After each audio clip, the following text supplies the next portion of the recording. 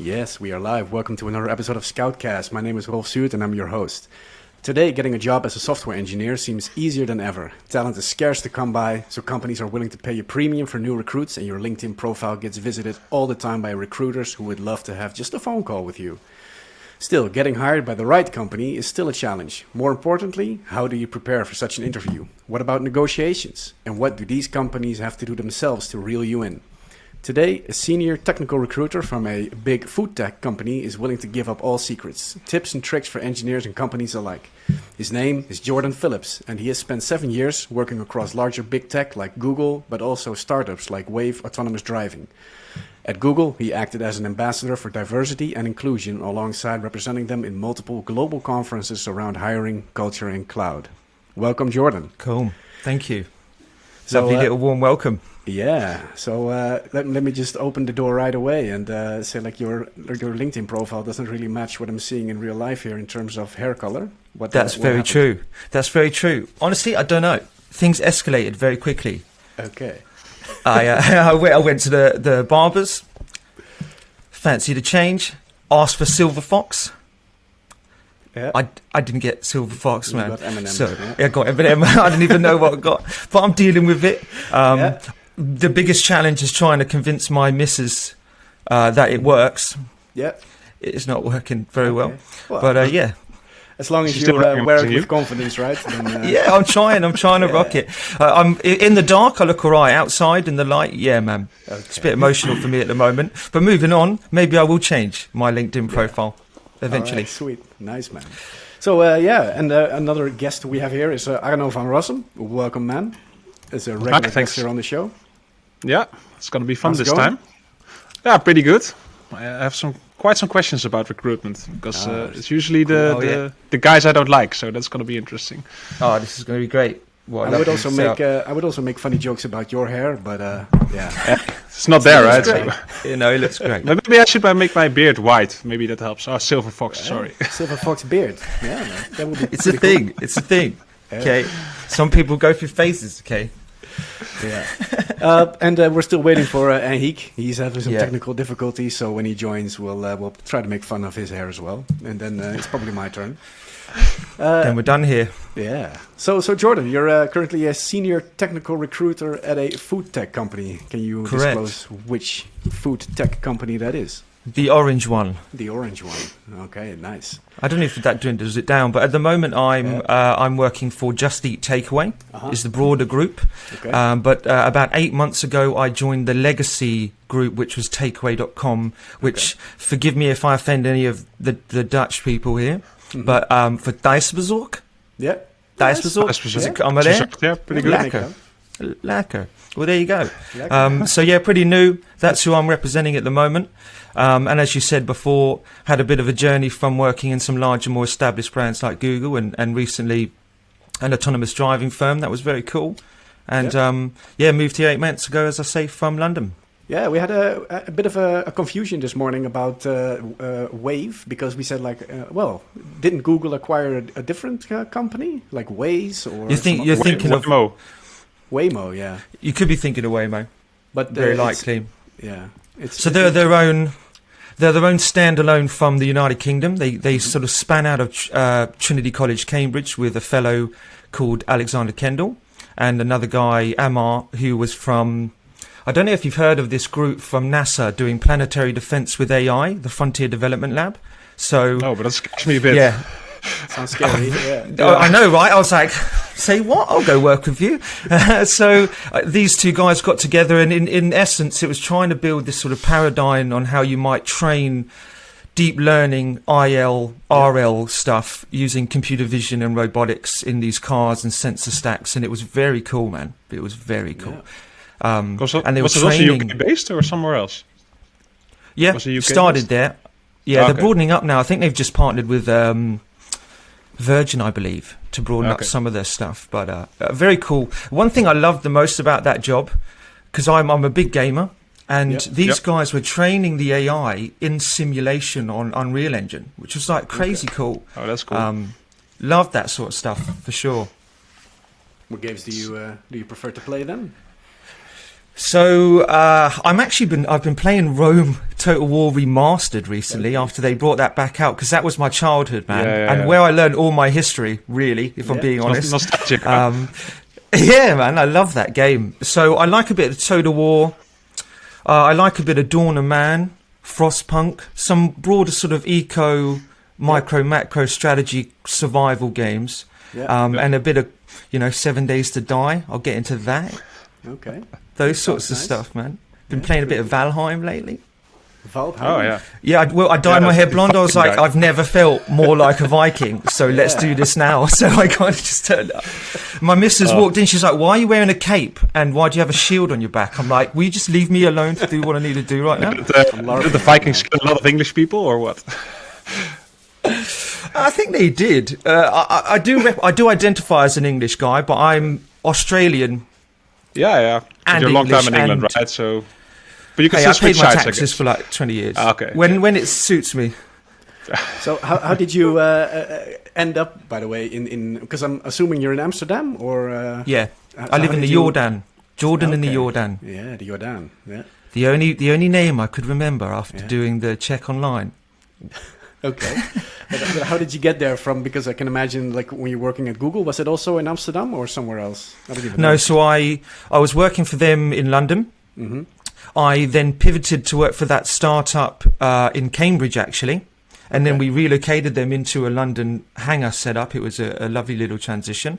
And then during that window, it was actually, as I say, about 8 months ago, when COVID and sort of the pandemic vibes were kind of kicking in, and I was in a bit of a limbo, and I found this opportunity pop up to come across here, and relocated when I saw what was on offer. And Amsterdam's a lovely city. Yeah. Sweet. And what is it that you do at Takeaway? Like, what does a senior technical recruiter do? Because, like, to me, it sounds a bit magic. Oh yeah. What about it is magic? Well, because, like, to me, I'm not a recruiter, right? So a recruiter is a recruiter, and I can understand the difference between junior and senior, of course. But, like, a technical recruiter, like, what is the difference between a regular recruiter and a technical recruiter? Okay. I think, to answer your first question about what I'm doing now, I see myself more as like a project manager. Because recruiters, when they get to a certain phase, you realise you can really get involved and have impact across so much more. And there's education involved and training and other bits. But what I do is I work with senior leaders in the business, and I try and identify how I can support teams that are growing, normally mission critical sort of stuff. Yep. And I spend a lot of my recent time helping build out our product functions alongside our UX presence and some of the technical teams. These sort of agile pods that you see everywhere. Yeah. That's what at the heart of. Then on to the question of the technical part. So I've had a bit of a different background where I started specializing in networking, like core network, routing, switching. Then noticed the market was so saturated. I was like, how do I become a bit more of a specialist? And looked at like software-defined networking, NFV stuff. Yep. Bridged me onto early sort of co-location, cloud. Then I was approached by Google to do...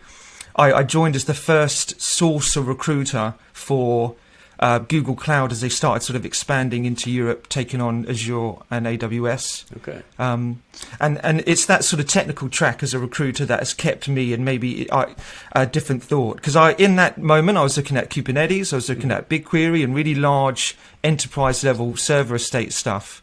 How did you get from being technical to being a recruiter? How does that go? Because you were first like... Well, am I technical? I don't see myself being a recruiting at all, you know? But what I mentioned before on that journey is that's all as a recruiter still. So the furthest I've ever gone is I nearly got a CCNA, you know? That's as far as I've gone. In terms CCNA? Of... It's a Cisco certified network associate level. Okay. So as a technical recruiter, typically you'll find some guys and girls that are really, really on it technically and can code even. I'm not at that level. But for me, I understand the lingo of maybe developers, and because I know the core base of sort of that tech stack, where it's all gone, I can make assumptions to who's doing what and how they're doing it. And I think that helps me then identify who could come into these environments. So how long did you work for Google? How long did you work? two and a bit years. Had 2 different types of projects with them. The first was working with them on Google Cloud, and the second was more around YouTube, the marketing arm, sales, stuff like that. And how does it work? Do you have like targets? You should bring in like 10 people a month, or how does it work for you? Do they Typically, expect that? Yeah. They're very, as you would imagine, they're at the top. They're in a top position in terms of all the time they've had as a hub in recruitment to have got things outlined in order. And we know the world we live in where data's the thing. These guys had a very detailed process, and the way that would all fall down and cascade to the individual recruiter. So it was about 10 typically a month, with other aspirational goals around it. But that was my world. And how did you? Because in the end, you want good people, right? I would assume, anyways, that Google wants the best of the best, because it's pretty hard to find 10 qualified people, I would say. How did it go for you then? How did you find them? What's the process? It's broad. Like rightly or a bit of both. I think rightly or wrongly, they are a very good established brand, and a lot of good applicants will apply. And there's definitely that echelon that won't apply. So I was there to find those passive candidates, and really just trying to connect with them, understand what they wanted to be working on, having a bit more of a personal touch, because we can take that time to. And the journey in recruitment for these bigger tech companies are longer. I might talk to one of these candidates that fell in that month of 10, but I've been talking to them for 6 months, and really working on what you're going to like the sound of here. And does the ex-Google thing that you have on LinkedIn, does that open any extra doors for you? I'm on this podcast. Yeah. No, I play. I don't know. It depends what world you're from. Some people really champion the whole Zoogler thing.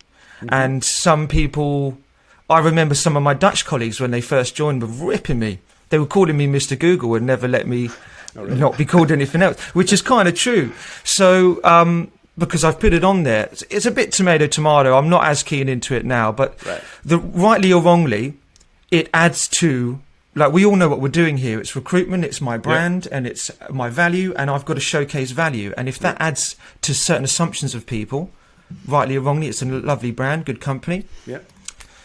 I'll use it while I can, Yeah, why not? Why not? Yeah, exactly. Why not? All right. And you... Oh, yeah, go ahead, man. Go ahead. No, go ahead. Oh, yeah, because I was...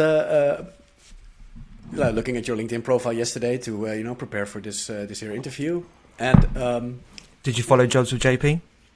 I did actually look for how do I follow that, because I was looking for the hashtag and stuff, but I could not really find a lot of stuff. Like, you had a few posts on it, but that's was going to be my question. Your LinkedIn is a bit scarce, which is mine as well, right?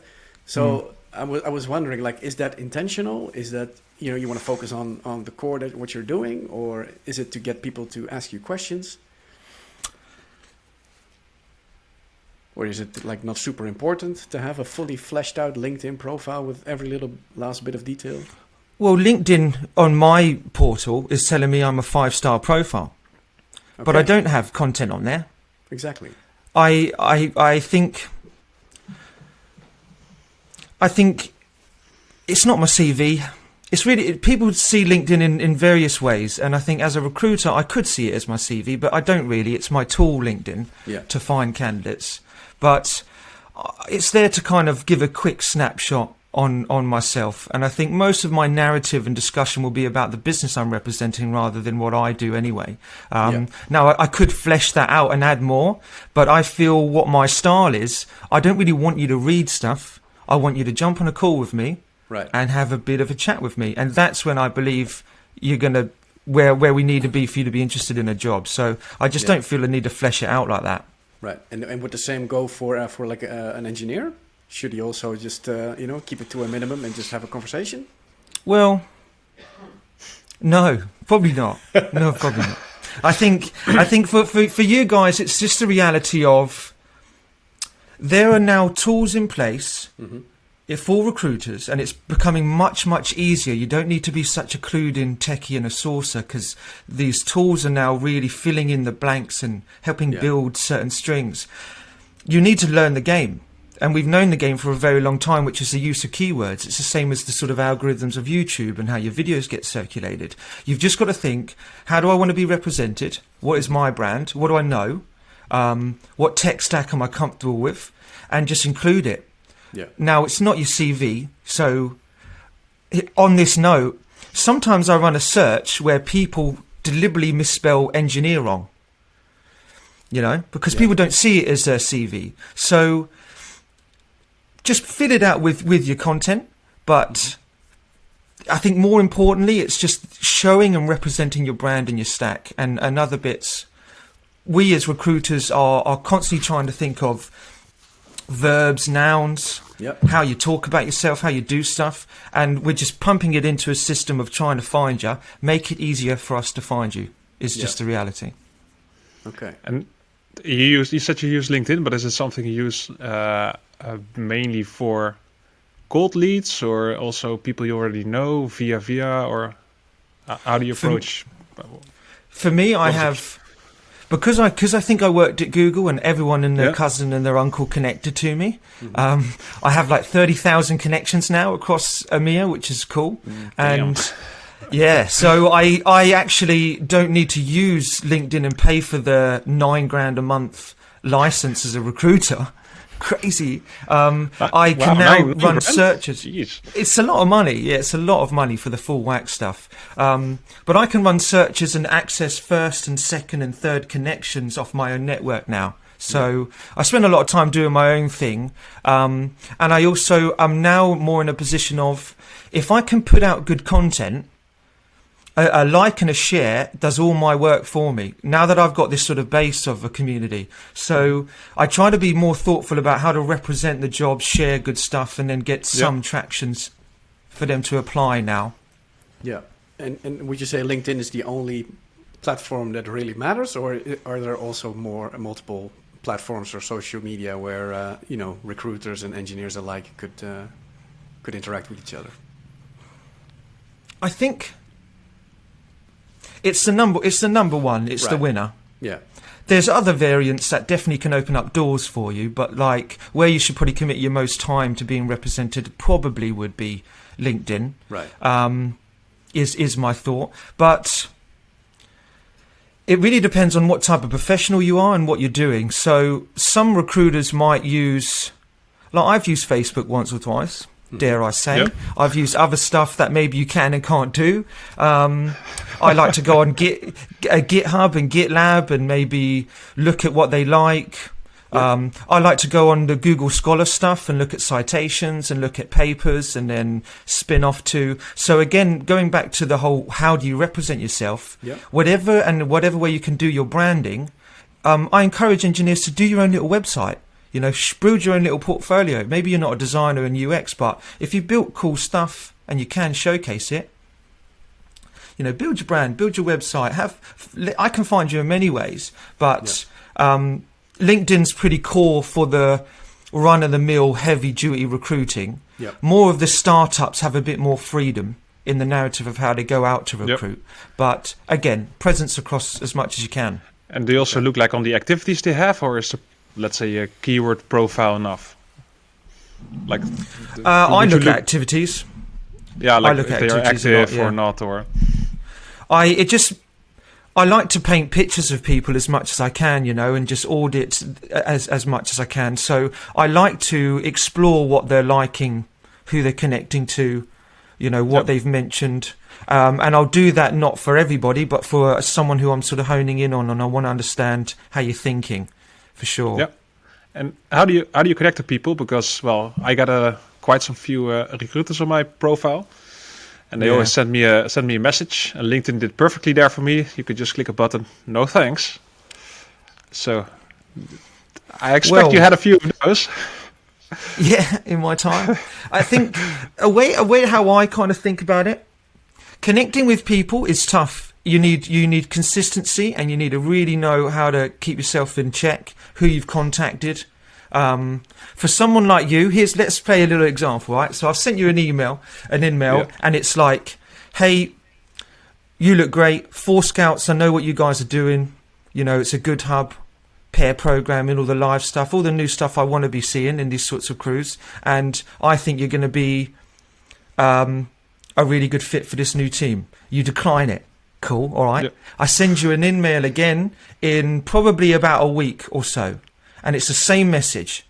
And the title's just changed again. So this time I'm saying, in case you missed it. And you'll probably be like, decline, which is cool.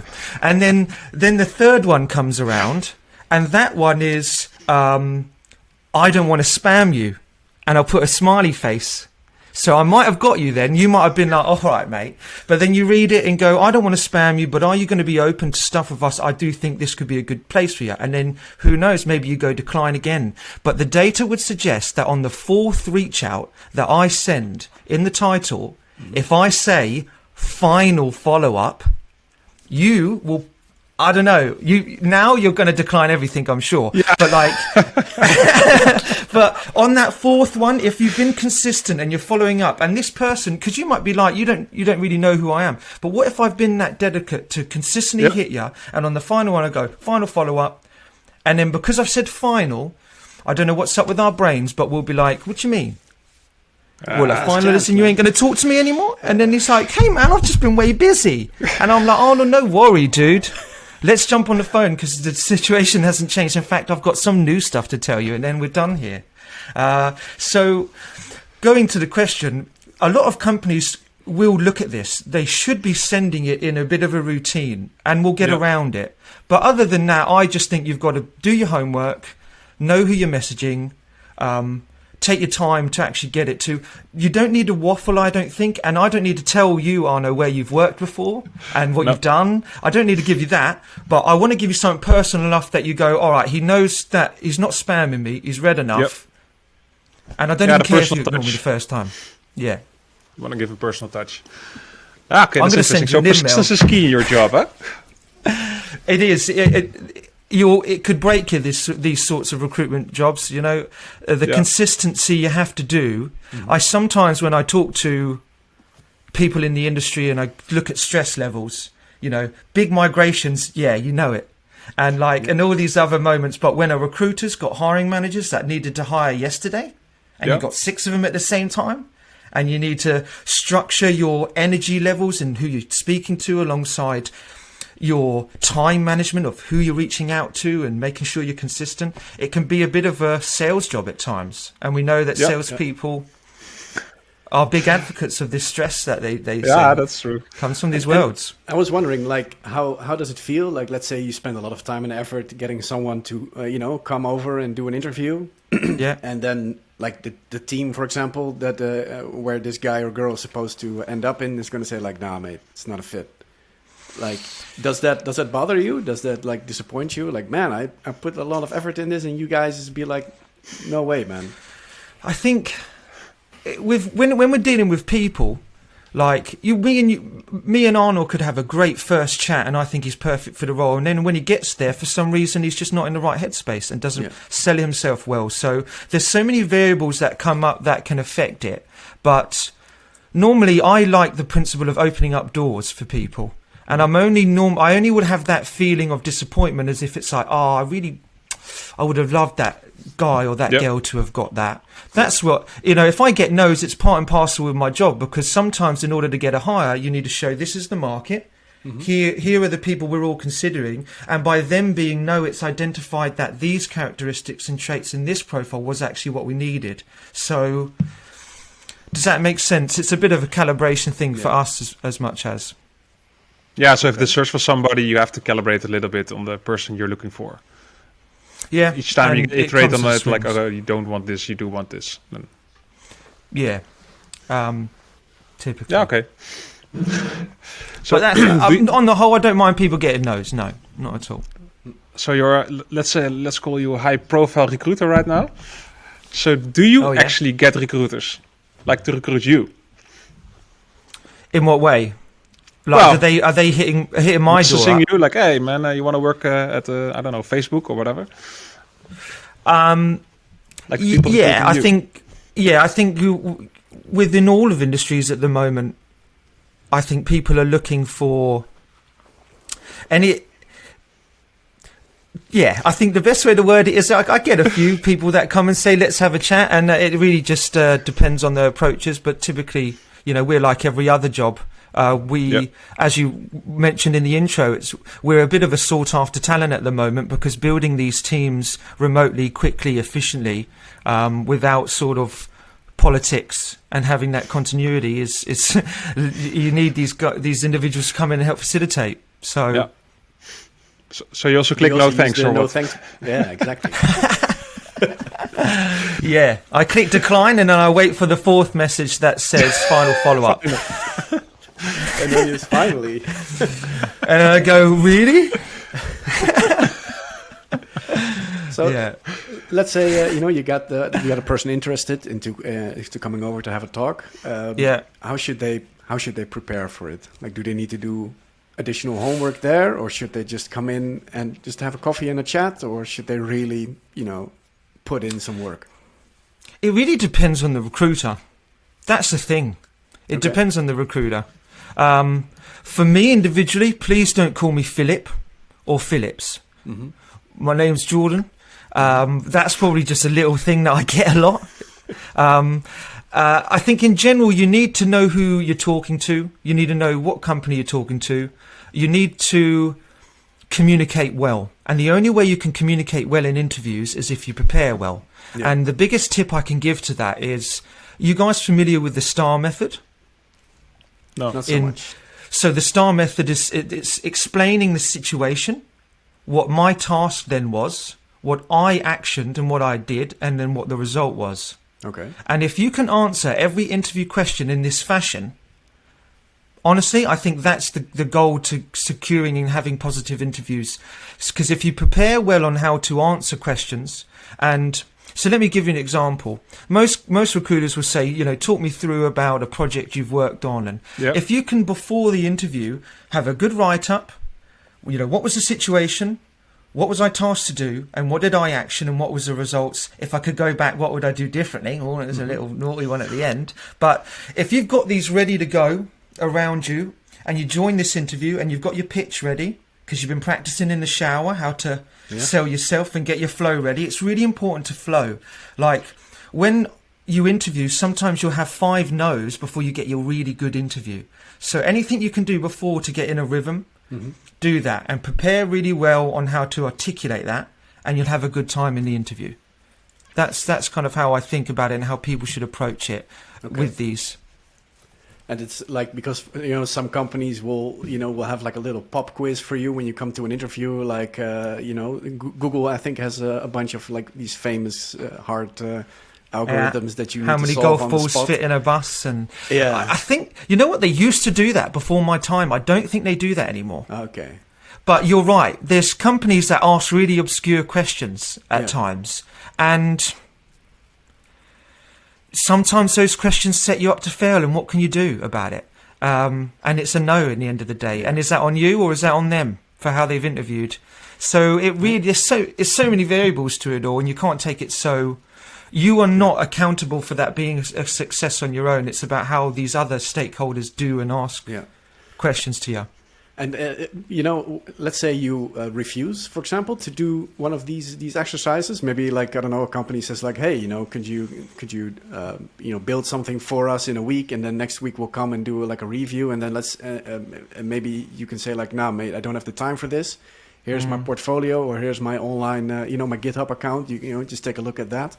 Would a candidate set himself up for failure if he just flat out refuses to do these kinds of things? I think so. If they're a smaller company and you're doing it in a bit more of a meaningful way, I think they can adopt certain changes in process and setup.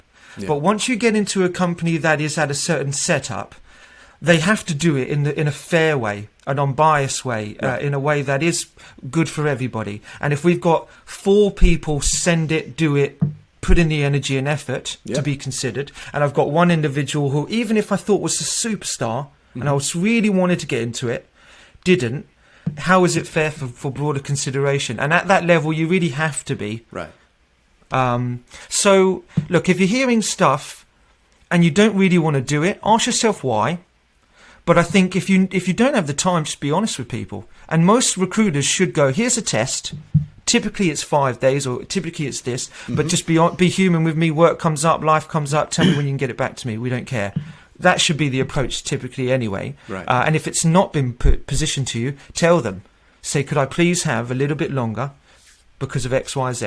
Exactly. And I'd be really surprised if they said, no, go away. I actually had a few of those tests in the past, and one of the things I noticed is that the tests are sometimes set up in a way where the code presented is really obscure. And what I mean with that is, like, if you do that in production, you should be fired.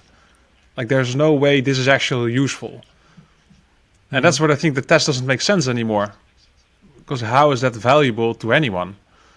Like, on really specific, detailed ways on doing stuff, which, like, yeah, you have to be really deep into a certain language or a certain place to actually notice.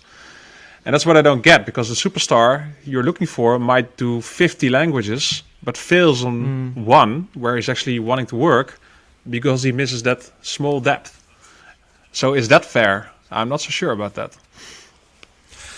I'd need to know more about the test itself and all the broader thoughts too, but I think it's lovely to, if you're asked to do something, know that there's some return or an impact to your work or what's being done. But sometimes these things are just to try and get a bit of a holistic view of somebody and their style. Normally you should be allowed to fail. You should be allowed to have mistakes with some stuff if there's good narrative and conversations behind it. I don't like the mentality of this person's done one or two things wrong, so they're an instant no. I don't believe in that thought. So I agree with you in that sense. Yeah, and that's what we've seen as well when we did like a pair interview where we would just code together with a candidate. And, you know, most of the times they always ask like, hey, am I doing it right? Is this how you guys want it? And it's like, well, it's not about what we want. It's like, it's about the process and how you think. And, you know, the solution in the end doesn't really matter. It's just about having the conversation. And, you know, if you can convince us about a certain way of doing things, then it's all good. I've heard of situations where we've sent a test out before and the response was really obscure. I mean, the code was clean, but the way how they did sort of... I think it was a game, actually, where they created a grid and they were like, here's what you need to do for us. There is a spaceship and there is a rocket and there is an asteroid. Now show us the asteroid coming in and you firing a rocket and how it's going to take out the asteroid. So it's quite a cool idea. And this person did something so obscure and there were parts of it that weren't very clean, but we were like... What a cool thought process and how he's approached it. And none of it mattered other than we identified he had a really cool thought process to that challenge. So sometimes they are obscure and don't turn into anything, but it allows them to get a different light of your thinking. Yeah. And you know, next to the technical challenge, some companies also present you with like a personality test to fill in. I've had that a long time ago. And I remember it was really off-putting for me because I went into... Well, I guess I did, right? But like, because they asked me all kinds of questions like, hey, you know, you say that you're meticulous, but your profile says that you're quick and dirty. And can you please explain, why the outcome of the test is different than what you're telling us? It's like, well, I didn't design the test. You know, how should I know? And it really made me, not want to work at the company. So I don't know, maybe the test succeeded in that regard, that the company wasn't a good fit for me. But I do clearly remember it as as super off-putting to have the conversation about the results, like not the test itself, but the result. I bet the conversation it generated was really, I don't know. Yeah, I bet. Rubbed me the wrong way. I think that would rub everybody the wrong way. Do you know what I mean? Yeah. I don't really like that stuff. I like to trust my own instinct on people and how they are, and I don't think tests like that can really paint the correct sum picture. Stuff up. Yeah, I mean, that's the thought of having all the data that might suggest, and maybe companies that rightly or wrongly have huge incoming and need to have one more layer of a filter, maybe that could make sense. But on the whole, I believe you shut the door to people who... It's that old saying of like, there's a tree and there's a zoo, and then you ask all the animals to climb up the tree, and only half of them fit that style of doing tests, and the other half really don't like talking of themselves or how to articulate, get way too caught up in the how do I want to come across, and they completely lose the focus of it just being a natural exercise. So it can be a bit of a hindrance to certain individuals, those tests, in my thoughts. You are the first layer an applicant should go through, and what happens if the guy's good? You know, he gets it, he knows the stuff, he's just great, but you don't like him. That could happen, right? maybe the company would like him, but you don't. How do you handle that? Because that happens, I'm pretty sure. It's a deep question. Most of the time, if I'm being really honest,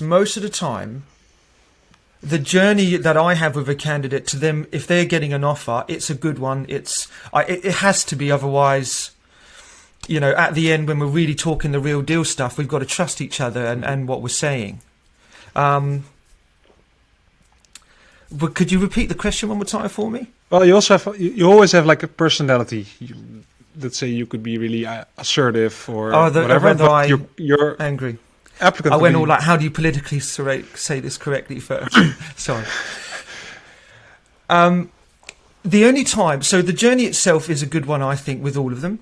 The only time where it comes down to it, where sometimes I might, you know, my heartstrings are slightly more offended, is the negotiation period. Because people need to represent them, their families, lots of broader things, and it's nothing to do with me really. I'm a facilitator, but because I'm in between, I'm a punching bag, maybe whatever. Because what you need to realise is I get that conversation, and then I go to the business, and they tell me one thing, and I've got to mitigate the two. So sometimes in those moments you can feel a little bit frustrated with people, but then I sit back and go, how can I blame them?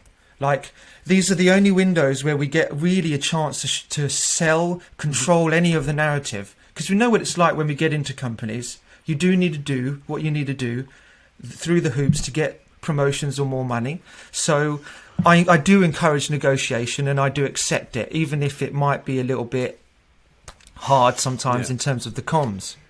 So who do you represent most during a negotiation then? Because obviously you work for the company, so I would assume the company. But let's say the candidate says like, you know, my salary is X, and X is like, you know, he has no idea, right? It's super low. Like the rest of the company makes like double that amount of money, but he's content with making, you know, that amount. Would you tell him like, look, mate, we're going to make you a better offer here? Or are you going to call the company and say like, oh man, you know, I just saved you guys a bunch of money? It's a really good question. I think if you're in a smaller startup or in an environment where you might need to be conscious of costs and outgoings, and that broader thought is, if throughout the year, if we can keep costs to this, it means we can do certain more things, then maybe tactically that works. But I normally have that thought where you should be honest about that situation, and those people should very quickly get up to the track of where they need to be. But for bigger, larger companies, there are bandings in place, and there's a lower end, there's a mid, and there's a top end typically. Yes, and my belief, So my belief really is just, I mean, I try and get people as much money as they can, if I'm being honest, until I get slapped on the wrist. And normally that slap on the wrist is, we can't give that person that much because it makes it unfair for X, Y, and Z. Right. So my mantra is, I'll try and get you as much as I can to really incentivize you. And I then get guided by them. I don't have any care in that respect of saving money at this sort of level. But in former instances, then it happens. Okay. And, you know, a bit of a different topic here, but I was wondering, like, because you worked for, you know, the AI autonomous driving company thing.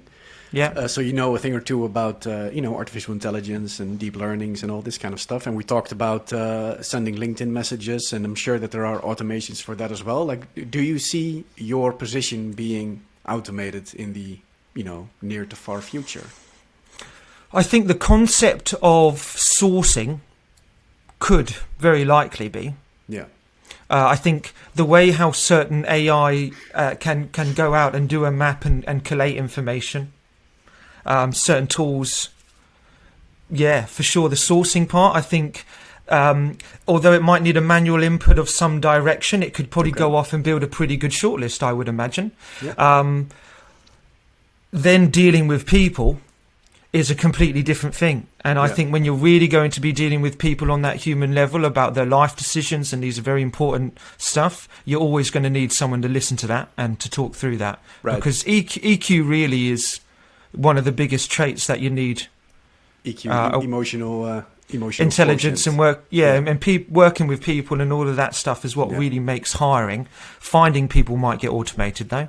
Yeah, so it's more of a tool to sift through the pile of profiles and But I think we're here to stay for a long, long time. Thank God, right? I don't know. I know at the start I was like, I hate you guys.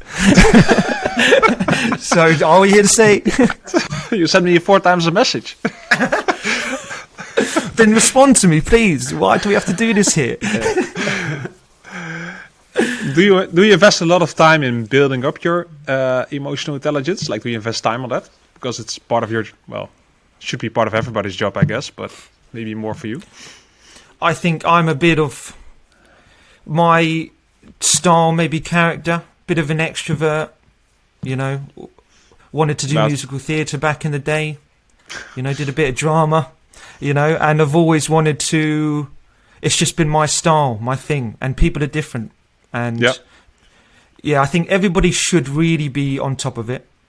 Moving forward, but that's just something that I feel is a really important trait when you're building teams and working with people. And how would you develop that? Is it more like just having the interactions, or do you also recommend people like to read certain books or to watch Black I think Mirror?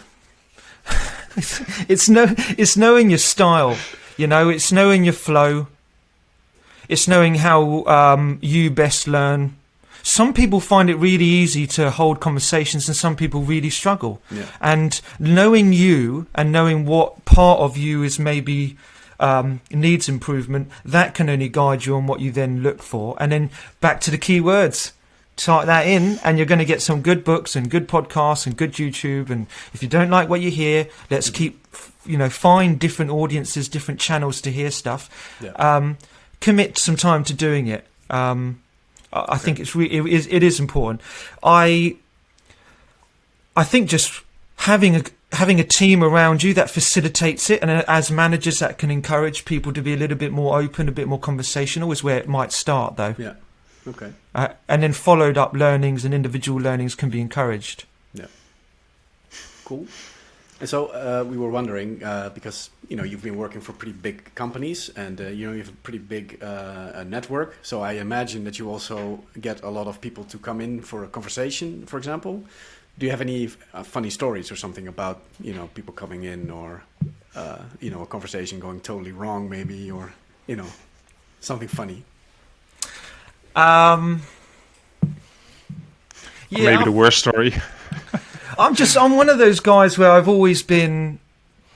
A really good example is, right, I remember working for Google at the time, and I was on the market representing Google Cloud, and I was hearing really good feedback, like, we're seeing what you're doing, and I was all of these sort of individuals started taking us very seriously. So I was on the Hangouts at the time, and I was like, I'm feeling quite encouraged by this. I might just message Diane Green, who's like the top CTO of Google Cloud at the time, and I'm there just like really good feedback in the market, giving her a little bit of insight. And my boss at the time around me was like, what are you doing? Why are you doing that? But that's kind of been my nature. I'll approach people who I don't really know, and I've had certain elevator, because in these Google offices, they purposely build them so you collaborate, you bump into you, and I'll be in the elevator with like the head director of, and I'll just be like, I remember saying to this guy who was talking on the phone, and as he hung up, I was like, "Hey man, you ever thought about doing ASMR?" And he's like, "What? Who are you? What are you talking about?" I'm like, "Your voice, man, soft-spoken, bit of an accent. I'd fall asleep to that." And he's like, "What are you talking about?" And he was like a senior director. And afterwards, he loved the thought of, I was just saying, basically, I'm just complimenting your voice and saying you should sell that. But little nuances with people who I've had all over. In terms of recruitment, I have a really funny memory of having a candidate who I'm really excited about. Mm-hmm. He's calling me on the way to the interview going, "I'm pumped, Jordan, I'm so ready for this." And then I get a call from and he's like, "I'm in here, I'm in the lobby." So I'm like, okay, he's there. I get a call from the company. They're like, "He hasn't turned up." I'm like, "He has turned up. He's in the lobby. I promise you. Go have a look for him." She goes down. 20 minutes later, she calls me back. "I didn't see him, so we've cancelled the interview." So then I'm like, what is going on here? Called him repeatedly. He didn't pick up till bearing in mind this was like 11. He called me then at about 5:30 p.m. Right? He goes, fucked up. I'm like, what did you do? He goes, "I fell asleep in the lobby." So he went and had a little nap because he got there a bit early. Can you believe? And the whole day he was sleeping in the lobby. And I called them up. I was like, yeah, he had a stomach problem and he left. It was really unfortunate and the phone died. One of those things. Can I reschedule? But he generally fell asleep for 5 hours in the lobby. No one noticed him just sleeping there on the couch. What is security doing? The security guard looked over and was like, "He looks quite peaceful sleeping. I'm not going to wake him." This guy had a rough day, right? Honestly, I remember telling the rest of my teammates, and my boss was like, "Well, that's your fault. You've got to manage things like that." I'm like, "What can I do?" Go into his dreams, can I? Oh, man. Crazy. And do you also have any feel-good stories where you, I don't know, reunited families or, See, do you know what? At the moment, I've actually been relocating quite a few people over to the Netherlands, and I've had some beautiful stories, and it's been really feel good. I think especially at this time where people have been a little bit, the whole world's probably been a little bit anxious or whatever this feeling is. These little pockets and changes I'm giving people, especially relocating, is beautiful, man. That's what I live for. And they can come here with their partner. And build new lives in certain instances. And but my biggest ever feel good that I was never involved in, but I heard just amazing things from back in the day at Google. They had this dude interviewing, and he was homeless, and it was crazy. He did all of the interviews. He did 6, 7. Every time he did it out of a library, and no one knew. And at the end, they offered him the job, and it was this whole this is great. I was homeless, and I'm like, yeah, man, that's awesome. I love seeing just stuff like that. Because he wasn't complaining man, I really need this. I'm homeless. Didn't even mention it. Yeah, exactly. Didn't even mention it. And cool. Those little moments of where people, because that's why I probably do this job, because in the end of the day, I open up doors for people, and I don't just give them a job to say, come and fill a role and just get the machine ticking. I'll go, who are you and what do you want next? And if it's not good for you, I'll wait to the right one, and then I'll hit you up when we're there. Yeah. And I feel like I'll craft these positions with these people, and when they do hit an opportunity working with me, I'd like to see them then carve themselves out something quite unique and meaningful. So I don't know how this relocating thing exactly works, but do you actively help people to relocate, finding apartments and filling out forms, or is it, do you hire other companies to do that for you, or is it an exercise left for the candidate himself? Typically, most companies have a presence of sort of expat agencies or other little groups that might facilitate. Right. With my candidates, especially just because I've moved here recently and I did all the research. Yep. I say that, but I couldn't learn any other street other than the Jordan. Although I live on on the Gaarsbloemwaarstraat, if I've said that right. I don't think so. I don't think so either. Lacquer. So basically, I'll at least give them some guidance on where to go. I like to have a bit of. Basically, to sum it up, is I'll recruit you, but I don't shut the door then. I'm here to kick it with you and probably be your friend as you join a company, and I'll help you out with where you're living and ask for a brown bag of cash when I see you in person. It is what it is. And do you also have people that just want to move to Amsterdam and not necessarily care about the company? Does that happen? I'm sure there are instances of people and their motivations being more of this is better for me in whatever aspect. People sometimes use jobs as stepping stones, and that's just the reality of the world we live in and how their career might be planning out. Yeah. So it varies. I don't have any personal instances where I feel like it's more for, as I say, I try to have a bit more of a touch on what they're looking for and job-wise and other little bits.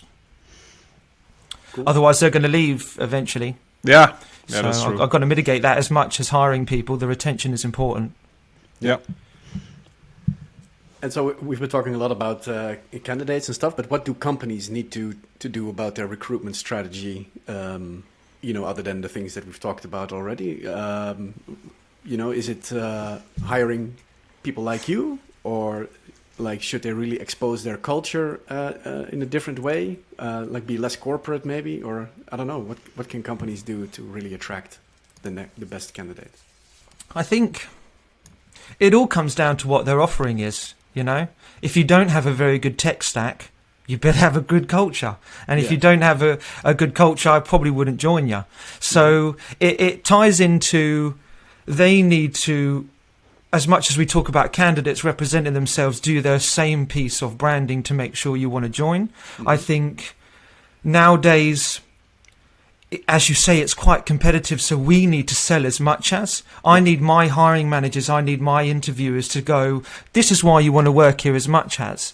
And we need a broader, that all of us need to collectively try and hire. It's a combination of having good recruiters at the front door that are screening and being mindful about what we're building and who we're talking to, through to invested interviewers wanting this team to grow, visibility of the senior leaders and the stakeholders, and sometimes a senior leader might need to make a phone call to close a candidate. Sometimes we might need to rethink what tests we're doing. It comes down to auditing yourself constantly, trying to keep it as human as possible, and going from there, followed by good process, good policies, if that makes sense. Did you ever have that where, you needed, like, I don't know, a CTO or something to have a sit down with a possible candidate in order to really reel him in? Many times. Okay. Especially, obviously, in the startup world, that was like, especially when conversations, like I can go pretty high level, but if you go like really deep into certain mapping and architectures of how that works, I've got to hand you over to certain other people. And it's a really lovely thing to have, not only somebody that can come in and go, let me explain the tech stack a bit more with the future of this org, but how that might relate to their personal growth more than what I can offer. I mean, I know my stuff, but I'm not as capable as these senior leaders. Okay. But yeah, really handy for them to come in and do that. If they have the time, I guess. But yeah. This is true. You can get the CTO of Takeaway to be on the spot. Yeah, he doesn't respond to my messages. I've been telling him, like Diane Green, about the market feedback. No, I haven't tried to. I did see him when I first moved here. I got an opportunity. I saw him around the office. Approachable, really nice guy. Okay. Have some. You had some beers with the team, but I guess next time is going to be some beers with senior management. Yeah. Like, are you going to arrange that? Yeah, I think during these, the hiring managers I'm connecting to now, and I don't know whether it's just the time that we're living in, but because it's so remote and we're a bit more connected to it, I feel like I'm really getting a nice flow with a lot of my stakeholders at all levels, and they're being very. Sometimes you might have a business where that person might be at that level and it's not so approachable, but now in the style of it all, we're having a beer, maybe a cheeky whiskey. Okay. It's encouraged. I think we've built good bonds during this time, although it being a bit alien. Because everyone's working from home. I assume you're working from home all the time as well. Did that change the way that you work as well? Like, did it shift your times around, or because I'm guessing you have to have some, quiet phone calls here and there. I don't know if you have children or dogs or anything like that. I think the way how I approach my role in general, it has to be consistent. regardless of it's in the office or at home. Otherwise, I struggle. So what I have done before is there's a book I had read called The Superhuman Flow, and it's from gold medal athletes, and it shows what they did in the day plan to achieve a gold medal and how you might incorporate that into your working world. So my flow is admin on a Monday, calls on a Tuesday, Wednesday, Thursday, and so that has all stayed consistent. Right. I am a bit of a person that feeds off of other energy, and I do miss it. I'm getting there now. Yeah. It's been a while. I'm dyeing my hair blonde. You know, we're starting to see some effects of this now, I think. Slowly going so I do miss bumping into each other, coffees, that human interaction. I really live off that vibe. And I'm a bit of an extrovert, and it's starting to make me feel that, for sure. Yeah. But what are you going to do? So far, so good. What are you going to do? Yeah, you're going to have to wait. Yeah. Is there a date for when... the offices are going to slowly open up again, do you think? Or has there nothing been said yet? It's a bit of a weird time. We see some really big companies go like, you don't need to come in the office again. And some companies are looking at, if you're familiar with GitLab, and they're offering, and they were like the first ever remote group to start. And everyone's starting to rethink cost of locations and offices. So I really don't know what will happen in the next 6 to 8 months, really, of how companies will approach it. But what I think is important in this narrative is, what do the staff want?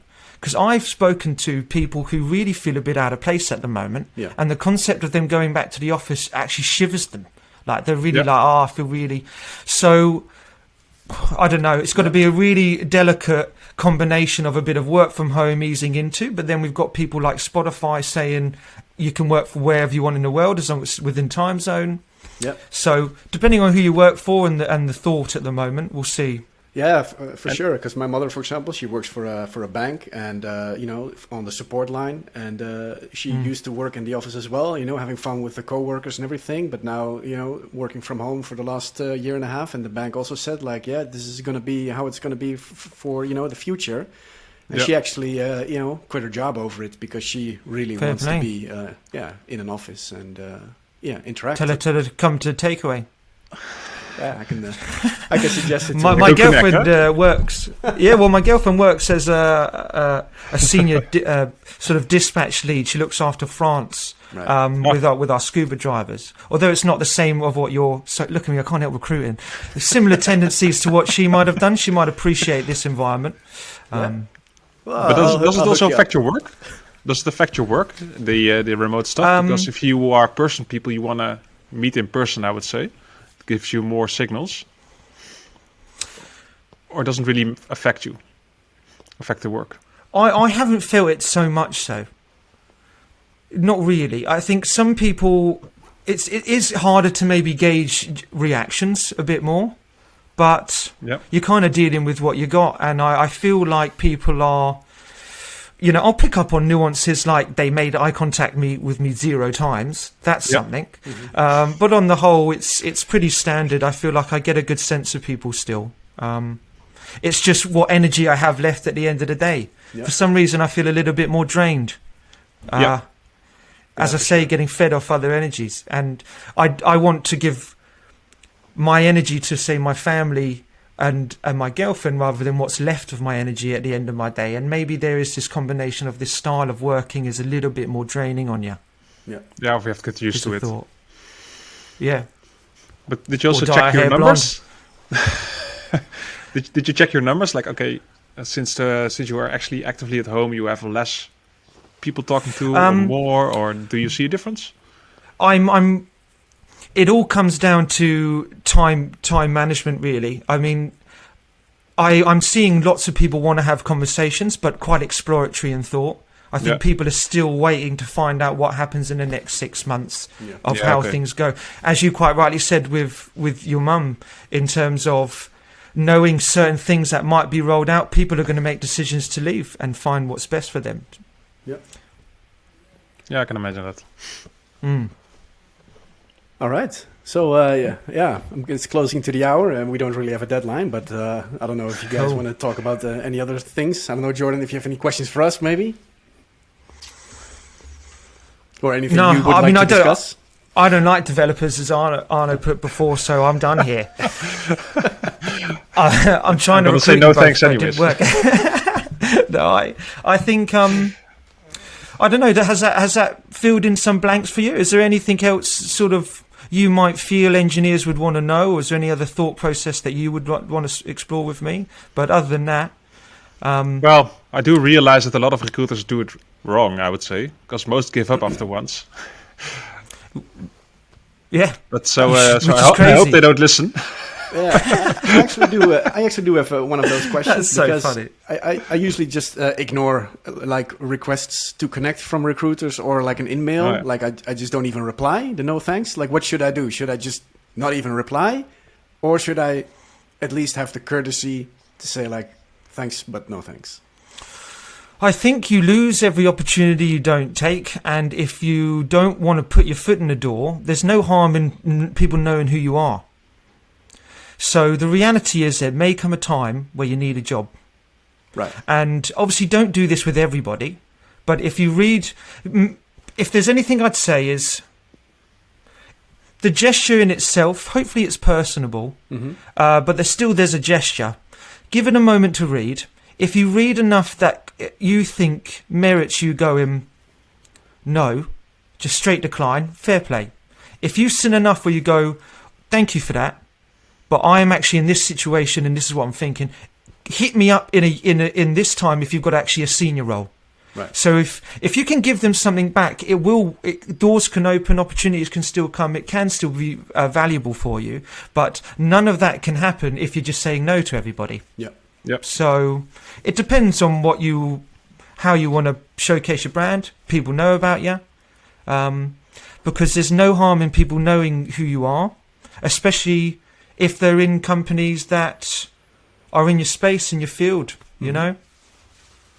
Yep. All right. And so do you have any final... You're both just going to decline emails still, so I don't know what else to say to you. I think we're already connected, so we're just people, man. Yeah. We're just people trying to hit our targets as well.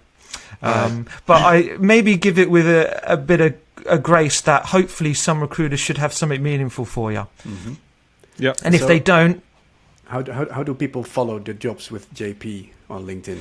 I think you jump onto LinkedIn and put hashtag jobs with JP. You should find me. All right. It should take you to a certain page and then follow. Nearly at 100. You know, I'm going to do a free giveaway at 100 of one LinkedIn endorsement.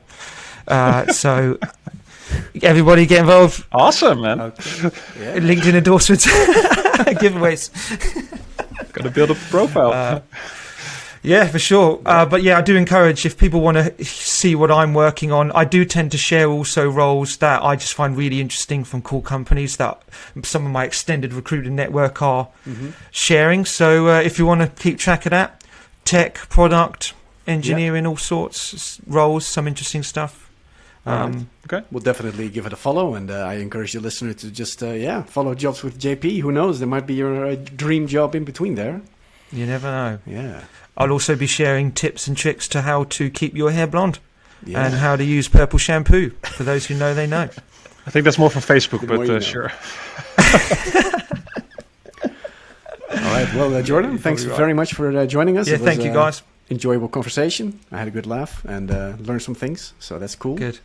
Appreciate it. And one of the tips you gave me as well was watch Black Mirror, so I'll put it on the watch list. And always good to do. There.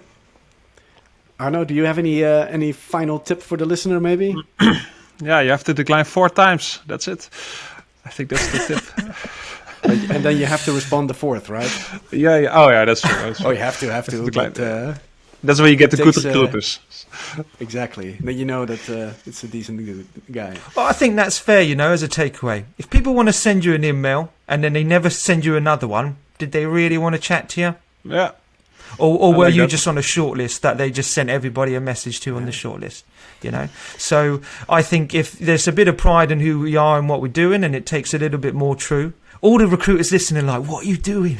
Tell them to accept the first one, you crazy. But, you know, that distinguishes, you know, people will spam and it doesn't do good for my industry. It really struggles. If I want to get hold of great candidates, they don't want to hear from me because they've been, you know, they're a full stack developer and they're like, hey man, I've got a front end role with no touching of the back end, whatever it might be. And they go, you've read my profile wrong, and we've lost them.